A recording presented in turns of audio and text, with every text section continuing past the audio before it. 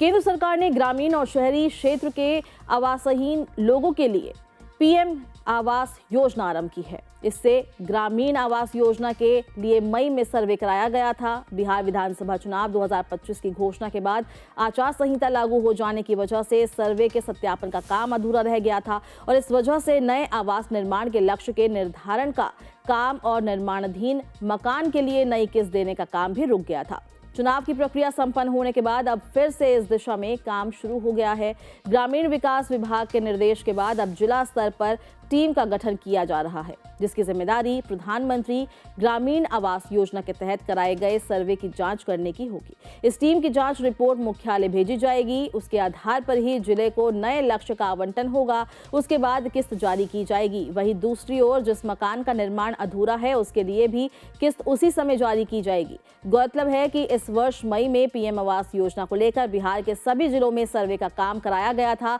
जहां तक मुजफ्फरपुर की बात है तो यहां से 4 लाख से अधिक लाभुकों के नाम सूची में शामिल करने की रिपोर्ट तैयार की गई थी। यही रिपोर्ट मुख्यालय भेजी गई थी। जब इस रिपोर्ट की विभिन्न स्तरों पर जांच शुरू की गई तो पाया गया कि सेल्फ सर्वे के दौरान कई स्तर पर त्रुटि रह गई है। इसको सुधारने का निर्देश दिया गया और इस कमी को दूर करने के लिए जांच की जा रही है। इसके लिए प्रखंड और जिला स्तर पर विशेषज्ञों की टीम का गठन किया गया है। जैसे ही इन टीमों की जांच रिपोर्ट तैयार हो जाएगी उसे मुख्यालय भेज दिया जाएगा। सभी जिलों से यह रिपोर्ट मिलने के बाद उसको आधार मानते हुए लक्ष्य का आवंटन तय कर दिया जाएगा। उसके अनुसार किस्त भी जारी की जाएगी। चुनाव संपन्न होने और मंत्रियों के विभागों का बंटवारा हो जाने के बाद इस काम में तेजी आने की भी उम्मीद लग रही है। अब कुछ आंकड़े बताते हैं, वो भी जैसे जिले में सबसे अधिक नाम पारू प्रखंड से जोड़े गए हैं। यहां से 40,000 से अधिक लाभुकों का सर्वे किया गया था। दूसरे स्थान पर कुर्डनी प्रखंड है।